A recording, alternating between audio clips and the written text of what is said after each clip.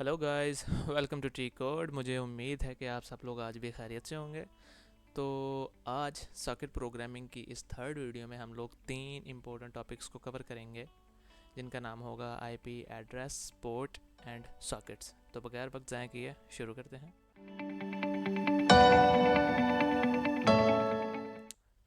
तो गाइस, सबसे पहला जो हमारा टॉपिक है वो है आईपी एड्रेस। तो आईपी एड्रेस क्या है? आईपी एड्रेस को समझने के लिए आप यूँ समझ लें कि आईपी एड्रेस हर उस कंप्यूटर को असाइन किया जाता है, या दूसरे अल्फाज में कहें तो हर एक कंप्यूटर का जो कि नेटवर्क के साथ कनेक्टेड होता है, उसको रिकॉग्नाइज करने के लिए, उसको बाकी डिवाइसेस से यूनिक करने के लिए उसको एक एड्रेस असाइन किया जाता है, जिसका हम कहते हैं आईपी एड्रेस।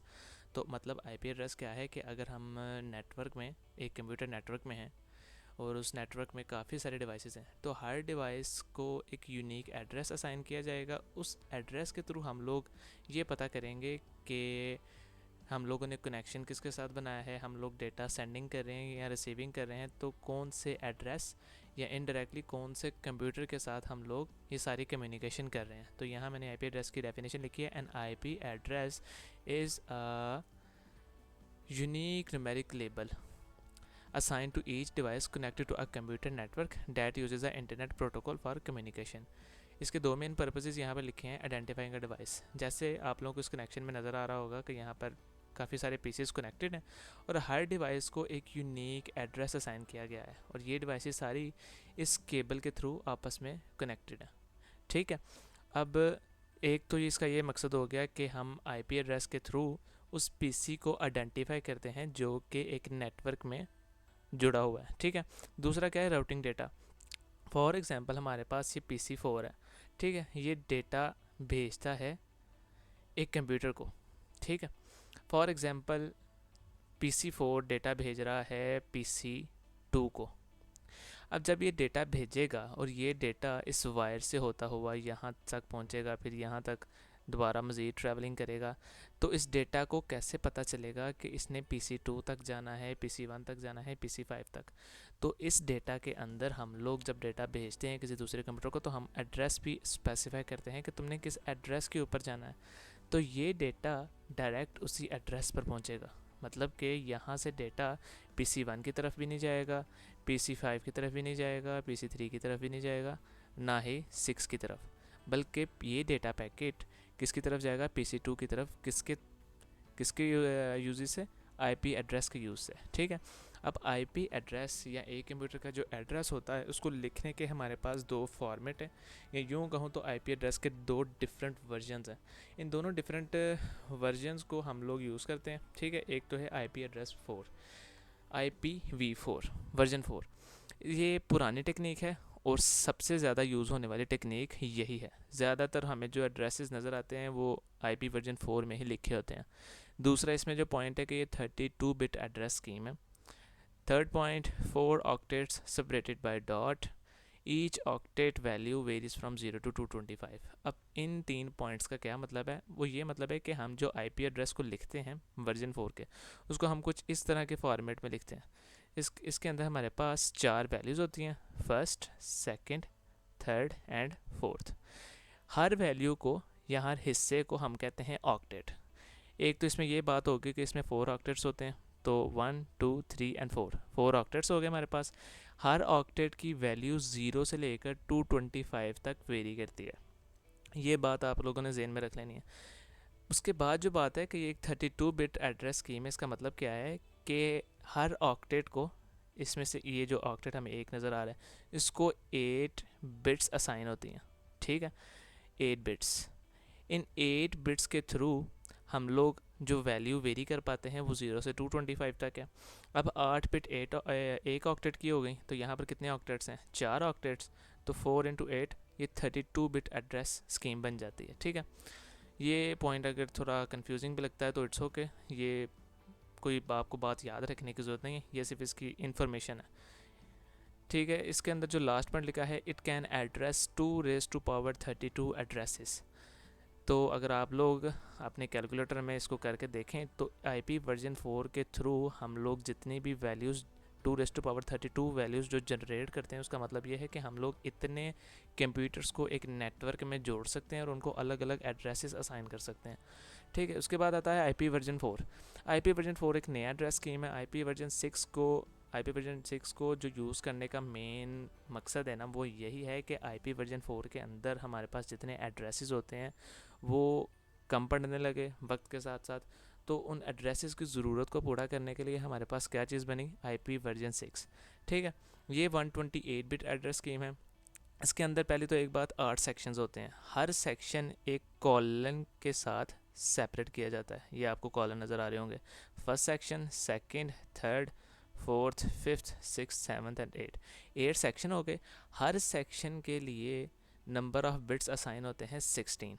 तो 16 इंटू 8 ये बनता है 128। तो ये इस तरह से 128 बिट स्कीम बनती है। इसमें से जो हर सेक्शन है कॉलन से अलहदा, ये जो हर सेक्शन है ये वाला, इसको इसकी जो वैल्यू है वो 40 से लेकर 4F तक वेरी करती है। ये F हम इसलिए लिखते हैं क्योंकि IP वर्जन 6 के अंदर जो हम लोग अपना एड्रेस ले रहे होते हैं ना, इसको हम उसके अंदर ले रहे होते हैं हेक्साडेसिमल फॉर्मेट में। जो IP वर्जन 4 है उसके अंदर हम डेसिमल फॉर्मेट में लेते हैं, और IP वर्जन 6 के अंदर हम अपने एड्रेसेस को हेक्साडेसिमल के फॉर्मेट में लिखते हैं। और यहाँ पर मैं एक जो ज़रूरी बात है वो ये करूँगा कि IP वर्जन 4 के अंदर जितने भी एड्रेसेस हैं उनको हम IP वर्जन 6 के फॉर्मेट में लिख सकते हैं। ठीक है, आगे जाके हम लोग जब इम्प्लीमेंटेशन के ऊपर जाएंगे ना इसकी, तो हम लोग यही करेंगे कि अपने IP वर्जन 4 के एड्रेसेस को IP वर्जन 6 के फॉर्मेट में लेकर चलेंगे। ठीक है, तो ये हमारा IP एड्रेस का एक छोटा सा टॉपिक था। उसके बाद जो हमारे पास टॉपिक आता है वो है पोर्ट। अब फॉर एग्जांपल मेरे पास एक डेटा पैकेट रिसीव हो गया एक कंप्यूटर को। ठीक है, ये डेटा पैकेट इस कंप्यूटर के पास पहुंच गया। अब डेटा पैकेट कंप्यूटर के पास तो पहुंच गया है, उसके एड्रेस के ऊपर, तो उसके पते के ऊपर वो डेटा तो पहुंच गया है, लेकिन ये कैसे पता चलेगा कि एक पीसी के अंदर जो डिफरेंट एप्लीकेशंस रन कर रही हैं, काफ़ी सारी एप्लीकेशंस और सर्विसेज कंप्यूटर में रन कर रही होती है ना, तो ये कैसे पता चलेगा कि ये डेटा जो कंप्यूटर को रिसीव हुआ है वो किस एप्लीकेशन के पास जाना चाहिए। तो ये बात कि किस एप्लीकेशन के पास जाना चाहिए, ये किसके थ्रू पता चलती है, पोर्ट के थ्रू। ठीक है, IP एड्रेस के थ्रू हम लोग स्पेसिफाई करते हैं कि डेटा किस कंप्यूटर तक पहुंचना है, और पोर्ट के थ्रू हम लोग ये स्पेसिफाई करते हैं कि जो डेटा उस कंप्यूटर तक पहुंचा है वो डेटा किस एप्लीकेशन को रिसीव होगा। ठीक है, यहाँ पर ये लिखा हुआ है, generally an IP address gets a packet routed to a specific system but a port number is used to route the packet to a specific application on that system। ठीक है, तो पोर्ट का यही मकसद है कि पोर्ट स्पेसिफाई करता है कि जो डेटा कंप्यूटर को रिसीव हुआ है वो कौन सी एप्लीकेशन को रिसीव होगा। यहाँ पर मैंने पोर्ट्स के नंबर लिखे हैं जो स्पेशली असाइंड हुए हैं। ठीक है, यहाँ पर आपको एप्लीकेशन में नज़र आ रहा होगा कि व्हाट्सएप जो है हमारा, जो डेस्कटॉप एप्लीकेशन है व्हाट्सएप की, वो 443 पोर्ट के ऊपर लिसनिंग कर रही होती है। ठीक है, ये फिक्स है 443 के ऊपर। अगर आप लोग इस डायग्राम के ऊपर देखते हैं तो ये HTTPS सिक्योर कनेक्शंस के लिए होता है। तो व्हाट्सएप हमारा जो जितने भी मैसेजेस या चैटिंग कर रहा होता है वो 443 पोर्ट के ऊपर कर रहा होता है, जो कि एक HTTPS सिक्योर लाइन है। ठीक है, जो हमारा क्रोम है ब्राउज़र, ये आम तौर पर पोर्ट 80 के ऊपर लिसनिंग कर रहा होता है।